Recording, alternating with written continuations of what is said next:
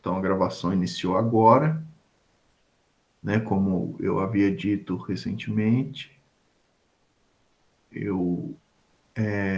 a gente faz a chamada normalmente quando solta a gravação, mas eu acabei de fazer a chamada e me dei conta que não havia liberado a gravação, mas a chamada já está feita, só para constar aqui.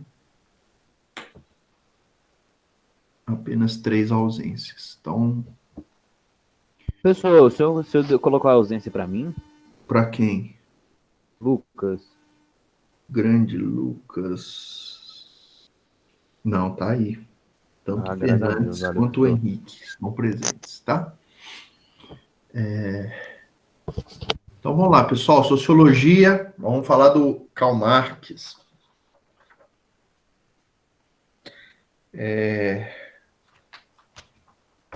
Deixa eu me organizar aqui com o material.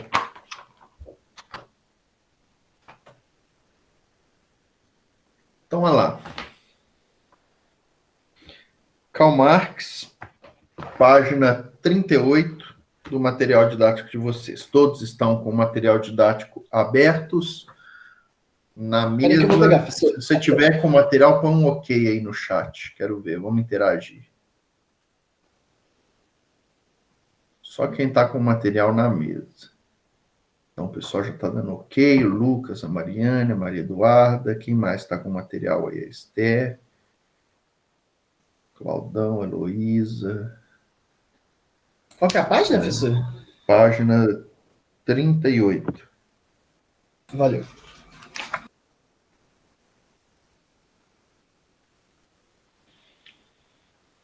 Maravilha, pessoal. Christian. Então, tá, jóia.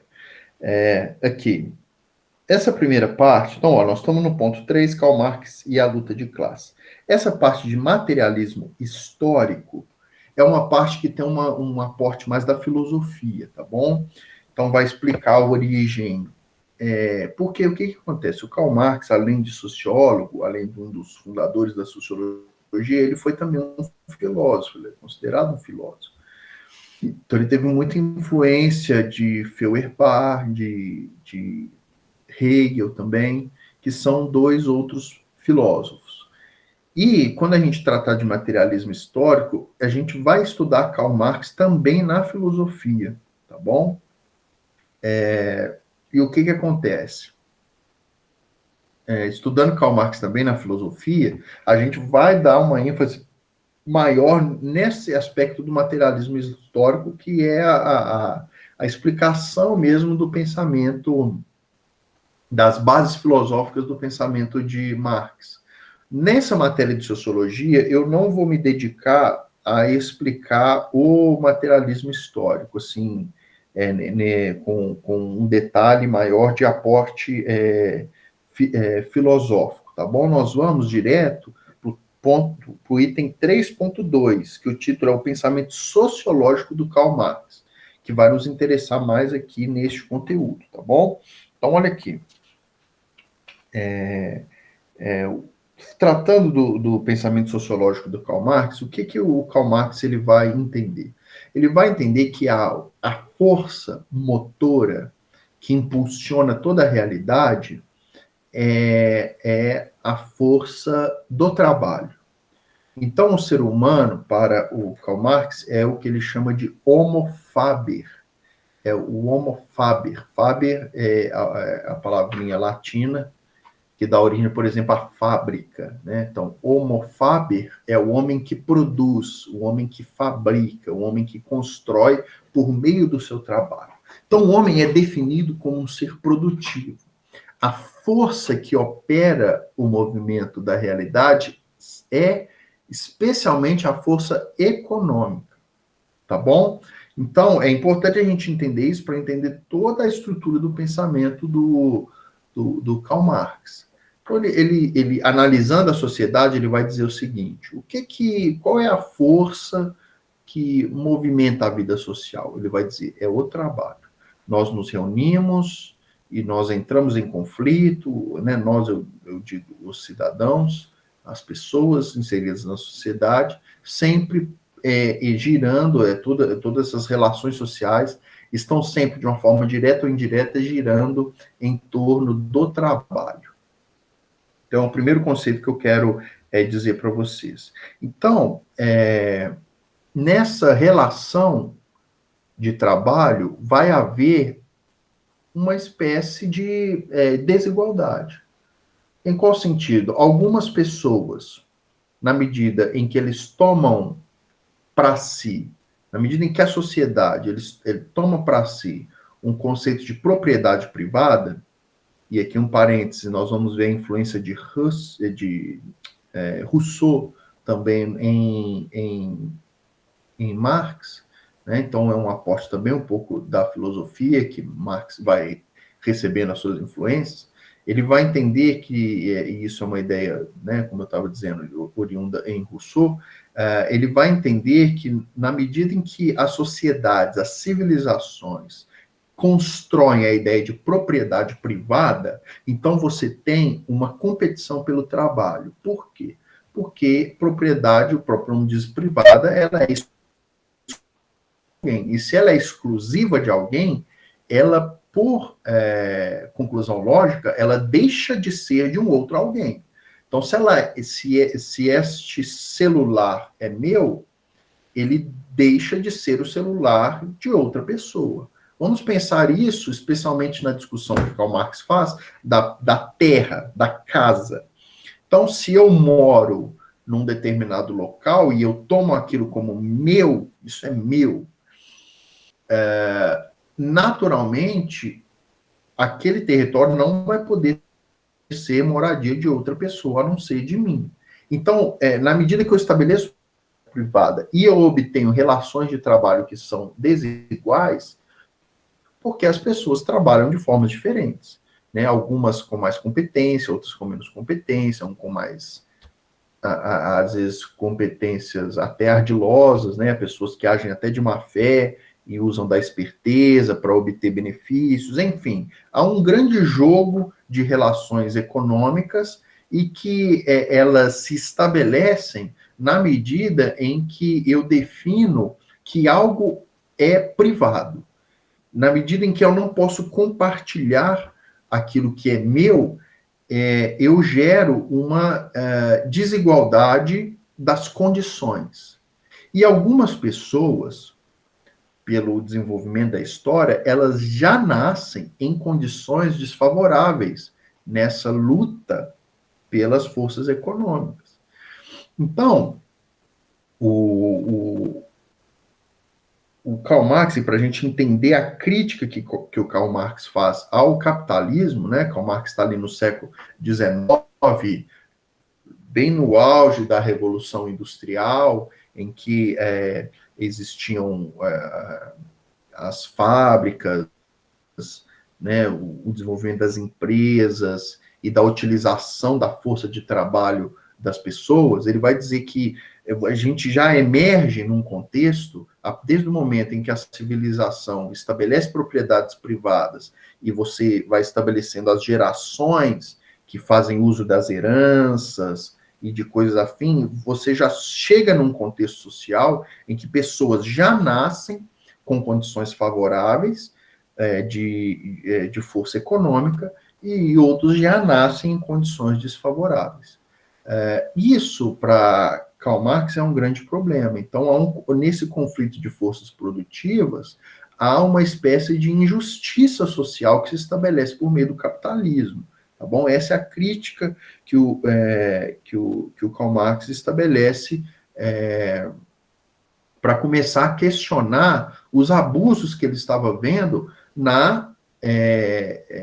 com o desenvolvimento da Revolução Industrial. Nós sabemos, vocês já estudaram em história, que a Revolução Industrial ela foi ativada muito por meio da exploração do trabalho, né? Então, você tinha cargas horárias extremamente excessivas, pessoas trabalhando 12 horas por dia, em trabalhos extremamente repetitivos, insalubres, pessoas adoeciam, crianças, né, exploração de crianças, então crianças a partir dos 12 anos já iam para as fábricas trabalharem também bastante. Então, Karl Marx ele se sensibiliza com essas injustiças que ele percebe e vai tentar teorizar a respeito da origem disso e por que, que as coisas estavam funcionando daquele jeito. E uma coisa importante no pensamento do Karl Marx, que ele vai oferecer uma possibilidade de mudança disso, né?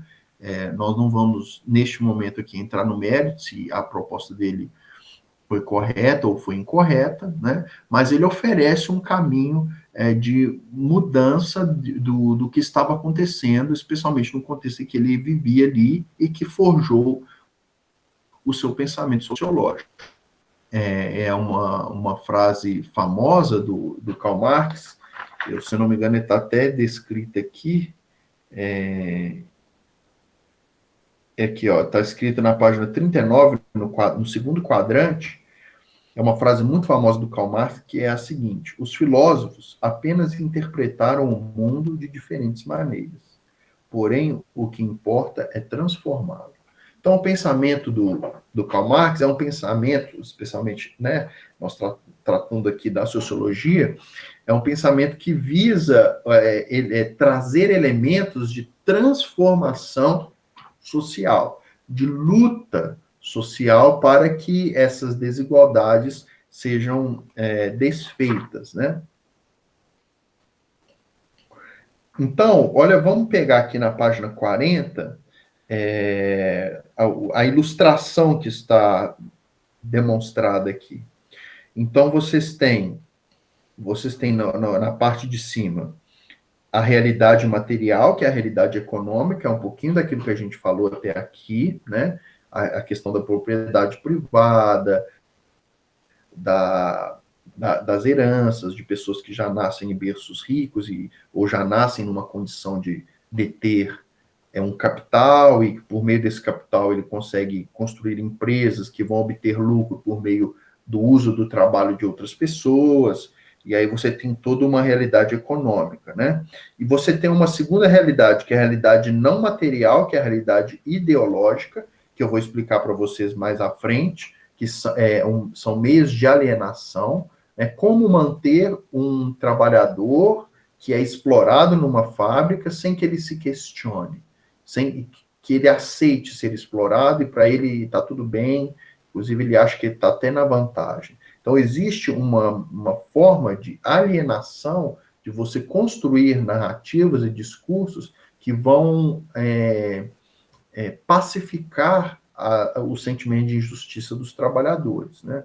Eu vou falar um pouquinho mais da ideologia em Marx mais à frente. Então, você tem dois elementos, a realidade econômica e a realidade ideológica, que alimentam o processo. Qual processo é esse? Você tem os modos de produção, né? Você tem os modos de produção. Então, eu estou pegando de cima para baixo, depois eu explico de baixo para cima. Então, os modos de produção é o que sustenta tanto a realidade econômica como a realidade ideológica. Esses modos de produção, eles são estabelecidos pela luta de classes. Então, eu não quero entrar muito no aspecto filosófico do Marx, mas só uma pincelada, ele deriva um pouco da ideia de dialética de Hegel, de que tudo que está em movimento, toda a realidade, toda a história, é forjada por meio do encontro de forças. E, às vezes, forças opostas que se degladiam e que transformam-se em outras forças. Então, o que move o mundo é o encontro de forças opostas, tá bom? Estou simplificando bastante. No caso aqui, é a luta de classe. Então, você tem, por um lado, empregados, por um lado, empregadores, ou seja, patrão e empregado, eles encontram porque só existe patrão se houver empregado e vice-versa. Então, eles dependem um dos outros, mas, ao mesmo tempo, eles estão em choque, porque os interesses são opostos. O patrão quer, né, num cenário hipotético, para obter maior lucro, que os trabalhadores produzam o máximo possível e tenham os menores salários, porque assim ele vai obter maior lucro. Por outro lado, os trabalhadores que dedicam a sua mão de obra querem trabalhar o menos possível e ganhar o máximo possível. Então, em linhas gerais, você tem um confronto aqui de interesses. Nesses confrontos é que se formam as relações sociais e que se forma a luta de classes, é um outro conceito importante em Karl Marx. Né? Essa luta de classes, ela existe, como eu disse, porque existe o patrão, que é o texto aqui está chamando de relação de produção, é o termo técnico, né? E as forças produtivas, que é o trabalhador. Bom, vamos pegar agora de baixo para cima e a gente fazer o caminho inverso. Então, você tem, por um lado, o patrão, estou simplificando muito, tá, gente? E, por outro lado, você tem o empregado. Nesse choque de interesses, você tem a luta de classes, porque são classes diferentes, são camadas da sociedade diferentes, né? E no meio deste confronto, dessa luta, você tem os modos de produção que dá nesse embate. Veja que não necessariamente é um embate de iguais, tá bom? É um embate de opostos, mas não necessariamente é um embate de forças de mesmo poder, tá bom? E, obviamente, no contexto do capitalismo, os donos dos meios de produção, ou seja, os patrões, eles têm maior força, né? Por isso que eles subjugam os trabalhadores. E aí, nessa luta, você elabora os modos de produção que estão calcados, estão baseados na realidade material, que é a realidade econômica, que eu disse para vocês, né, que é a base do capitalismo, e o que sustenta essa noção são elementos de crenças que essa própria condição de vida estabelece para que o trabalhador se conforme com a sua condição de inferioridade. Né? Eu vou dar um exemplo para vocês. Você pega a cultura consumista. É uma ideologia, o consumo é uma ideologia. Então você tem no capitalismo a necessidade de promover o consumo. Né? As indústrias, os donos do meio de produção, os patrões, as empresas, elas só conseguem manter lucro se eles tiverem compradores, se eles tiverem pessoas interessadas em adquirir os seus produtos. E como fazer isso? Alimentando, motivando, né, incentivando o consumo. E aí você tem na nossa sociedade contemporânea um apelo ao consumo, é ou não é? Você vê nas tecnologias, por exemplo, os aparelhos de tecnologia, eles são criados para ficar obsoletos. Então, de 2 em 2 anos, 3 em 3 anos, né, os aparelhos vão caindo em desuso, você é obrigado, para se manter atualizado, a adquirir outros aparelhos. As roupas, né, você é assediado por propagandas, pela própria indústria da moda, de você estar sempre atualizando a sua forma de vestir, né? E isso alimenta o consumo. Eu me lembro que na minha época de adolescente, havia a moda do Nike Shox. Não sei se vocês já ouviram falar disso, né? Se é da época de vocês. Mas na minha adolescência, na época que eu estava cursando também o primeiro ano do ensino médio, era moda entre os alunos, Naicão Cabuloso, né? Então, e era um negócio caríssimo. Na época era mais de R$ 500, e isso eu estou falando de bem uns 15, mais de 15 anos atrás, né? E assim, se você quiser se sentir na moda, você deveria adquirir um Nike Shox. E isso fomentava o consumo, né? Então, pessoas que às vezes nem tinham condições, elas faziam os pais comprarem, né?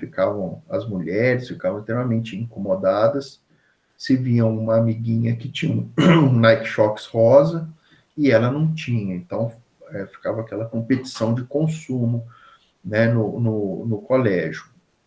Houveram modas anteriores, houve a moda da mochila Company. Não é da época de vocês, mas da minha época, né, só era chique se você tinha uma mochila da Company, depois a mochila da Samsonite. Então, toda uma cultura da moda, que vai se estabelecendo e que vai alimentando o consumo. Às vezes a gente nem precisava de tênis, mas como não tinha um Nike Shox, né, tinha que comprar. Então, você alimenta as empresas por meio de uma ideologia da moda que é inserida, né? E isso movimenta toda uma mentalidade. Eu me lembro, pessoal, eu comprei meu Nike Shox e passou um tempo, eu fui assaltado. E eu fui assaltado por. Eu já estava eu tinha iniciado a faculdade, eu voltava de ônibus da faculdade para casa, e o assaltante quis roubar meu Nike. Eu observava meu tênis, que gostava do meu tênis, queria roubar o meu tênis. Então eu fui roubado do meu tênis. Eu fui abordado e fui roubado nesse tênis. Por quê? Porque o ladrão, que era provavelmente de classe baixa, não tinha dinheiro para comprar o Nike Shox, mas ele já estava, vamos dizer assim, infectado, iludido pela moda do Nike Shox. Então, como ele não tinha para comprar, ele fez um assalto e roubou o meu tênis.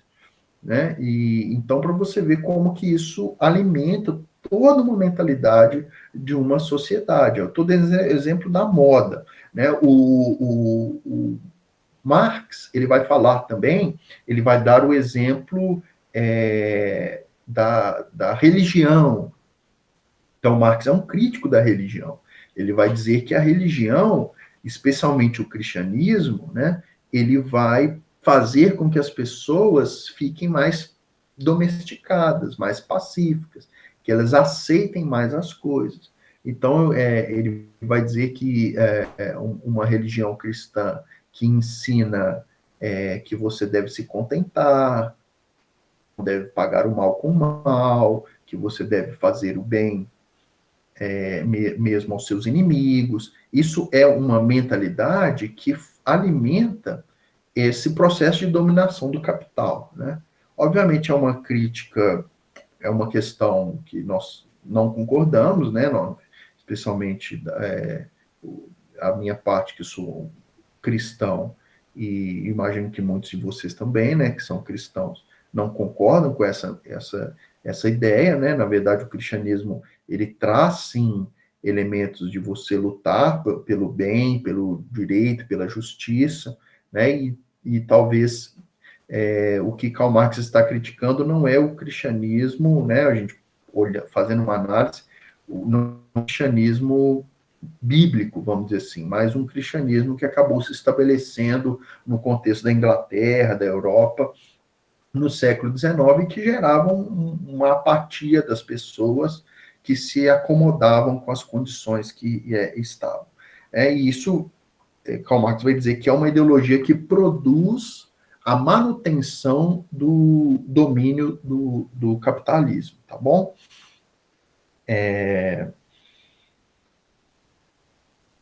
Eu preciso de falar com vocês um outro elemento que é bastante importante no Karl Marx, sobre a relação de estrutura e superestrutura. E aí nós vamos entender também um pouquinho mais isso que eu acabei de falar sobre ideologia. Só que pelo avançar do nosso horário, eu prefiro deixar esse assunto para a próxima. Estou vendo o pessoal aqui no chat.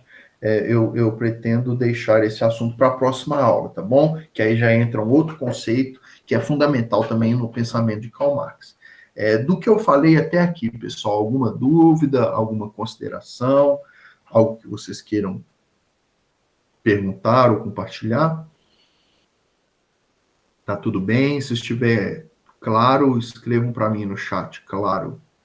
Professor, Oi.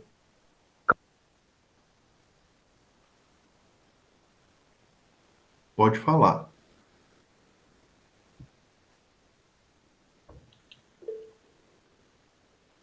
Era o BH quem falava, professor, ele caiu.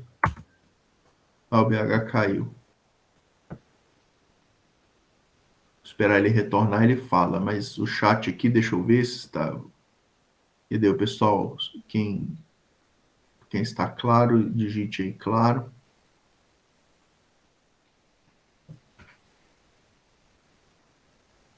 Então a Esther diz que está claro, o Natan compreendido. Vamos esperar o Bernardo retomar. Fui falar e caí, tá vendo? Pode Pessoal, falar, BH. pode perguntar qual que era a nacionalidade.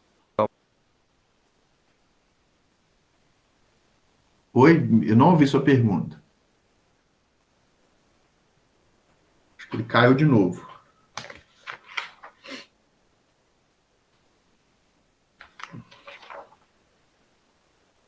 Mais alguém, pessoal, com alguma dúvida?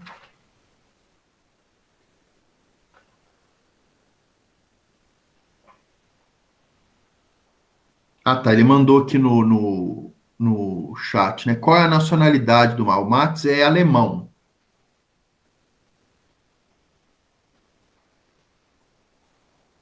Mas ele reflete muito sobre a realidade da Inglaterra também, que estava uma efervescência, eu sabia, né? Nem tudo de ruim, a reforma protestante surge na Alemanha, né? Ele fala assim, muita coisa ruim vem de lá, né? Nós tivemos, obviamente, a ascensão do nazismo na Alemanha, né?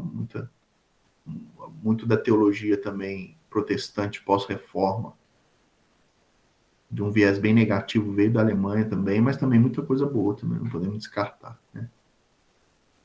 É um país de muita intelectualidade, então teve intelectuais tanto positivos como intelectuais que a gente julga que não foram tão positivos assim, né? O Karl Marx, sem dúvida, tem muitos problemas na sua compreensão, né? É um pensador interessante, instigante, a gente não pode descartar as suas ideias, mas também a gente não pode comprar o pacote, né, completo da sua ideologia, porque de fato é um pensamento bem complicado. O Bernardo está escrevendo aqui no chat que acha o Weber mais legal, também é um alemão, né? Eu também acredito que sim. O Weber é mais legal, né? Apesar também de não ter uma sociologia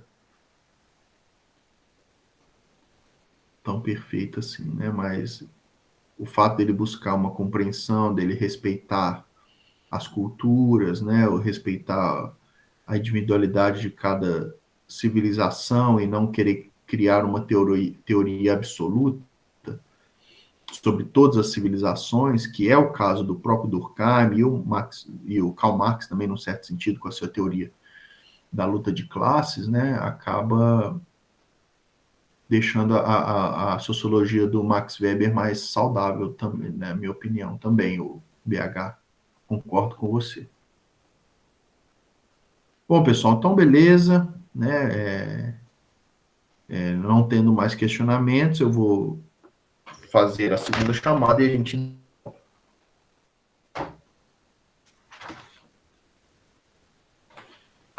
vamos lá.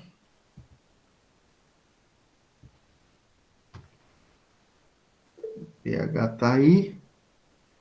Carol, você chegou mais tarde nessa aula? Eu te dei falta na primeira É, eu chamada. cheguei um pouco atrasada. Tá, ok. Então, Christian tá aí, Claudão tá aí. Ô, professor, foi mal, Cadê é o porque Enzo? tô Ô, aqui. Enzo, você tá matando minha aula. Não tô, é porque a internet caiu aqui na roça, não? Você tá na Essa de roça. internet cair é conhecida, hein, mano? Essa aí, já ouvi essa aí. Essa é Essa aí famosa. é bem conhecida. Filipão não apareceu mesmo. Gustavão tá aí.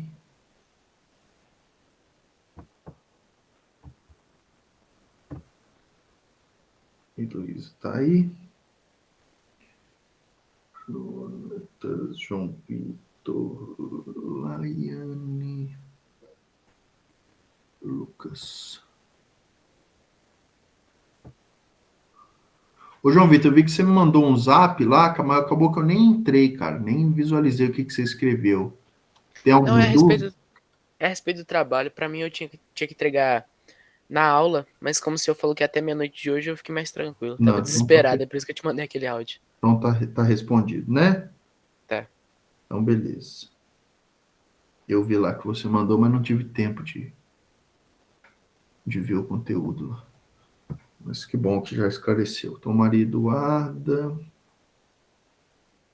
Mariane. Presente, ele escreveu a Duda. Natan Gabriel não apareceu. Garibaldi está aí.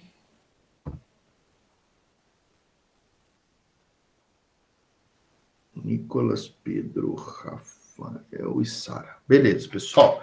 Eu sei que é um pouco cansativo aí, né? Ficar fazendo essas chamadas Professor, no início e no fim, né? Às vezes a gente presencialmente, a gente bate o olho, já sabe quem veio, quem não veio. E aí fica mais tranquila essa chamada, né? Mas aqui é uma exigência da coordenação que a gente faça todas essas chamadas para poder constar a presença de vocês aí de forma bem clara, tá?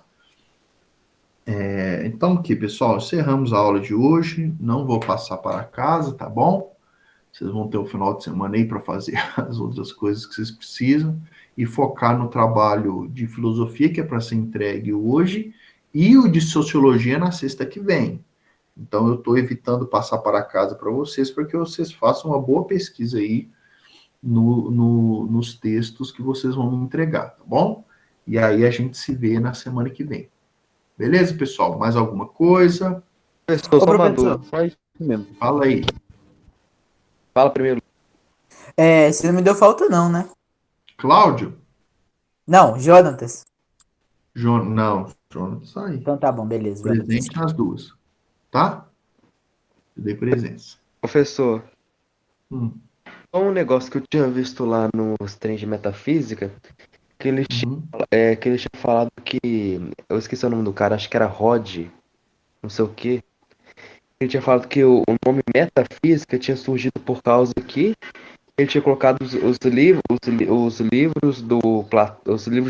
Aristóteles. Os livros do Aristóteles, né? A organização dos livros do Aristóteles. É isso mesmo. Tinha colocado O depois termo da surge aí.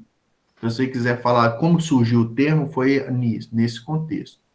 Na organização dos livros do Aristóteles, né? Mas aí é assim que surge o conceito, a palavra, né? Mas o campo de estudo que essa palavra representa, ela é bem anterior. Entendeu?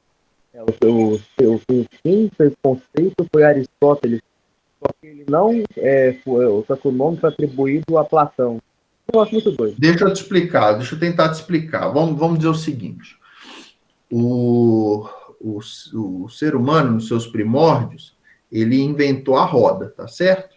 Uhum. Só que ele não chamava a roda de roda, ele tinha alguma forma de descrever aquele objeto. Num determinado momento da história, alguém falou, aquilo ali é uma roda, deu um nome para aquilo. A metafísica é a mesma coisa. Já haviam pensamentos a respeito da metafísica antes de Aristóteles. Mas é depois, quando um discípulo de Aristóteles vai compilar os textos de Aristóteles, é que ele vai chamar aquele conjunto de pensamentos de metafísica. Mas era um conjunto de pensamentos que já existia antes. Entendeu? Uhum. Então, só para tirar essa dúvida aí, que é legal falar disso no trabalho, né? Da origem do nome, do termo.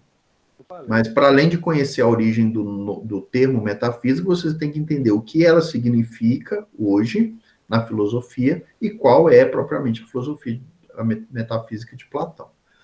É porque, professor, no meu texto eu coloquei a metafísica de Platão, só que eu também expliquei ela em cada campo temporal, eu coloquei ela durante a fase da Idade Média, a Idade Contemporânea, umas partes era copernicano.